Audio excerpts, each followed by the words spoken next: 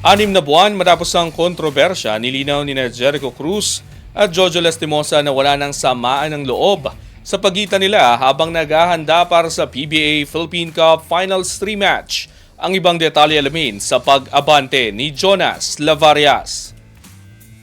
Pinabulaanan ni TNT tropang 5G team manager Jojo Lastimosa at San Miguel Beermen guard Jericho Cruz ang anumang natitirang tensyon mula sa kanilang nakaraang enkwentro sa gitna ng muling pagharap ng dalawang kupunan sa PBA Season 50 Philippine Cup Finals. Naalala ang naging sagutan ni Lastimosa at Cruz noong PBA Season 49 Philippine Cup Finals na nag-ugat sa on-court antics at taunting ng Beermen guard.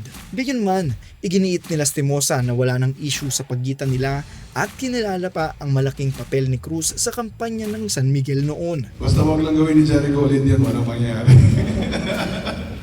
Na okay kami ni Jericho. He played really well. I think he was the reason why finals MVP siya. So, big part of them winning was Jericho's play. So, hopefully, hindi na ganun kaganda shooting ni Jericho. Para naman kay Cruz, nananatili siyang nakatuon sa paglalaro ng kanyang sariling estilo at pagdadala ng enerhiya para sa Beermen kahit paminsan ay umaabot ito sa pagtulak sa limitasyon. Ayos ako. Bahala na kung ano mangyari sa game.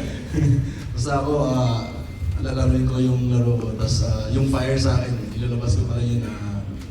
Kumbaga, sabi ni Coach Jonas, huwag daw gagawin. Tingnan natin, baka magawa ko ulit yun. So, huwag mo na nakawain ko siya. Muling magsasalpukan ang San Miguel at TNT sa PBA Philippine Cup Finals na magpapatuloy sa isa sa pinakakilalang championship rivalries ng liga. Bagamat parehong kampo ang nagbigay diin sa respeto sa isa't isa, inaasahan pa rin na magiging bahagi ng serye ang emosyon at matinding laban kasabay ng kilalang pagiging fairy ni Cruz at pahayag ni Lastimosa. Ako, si Jonas Lavarias, Abante Sports, now na.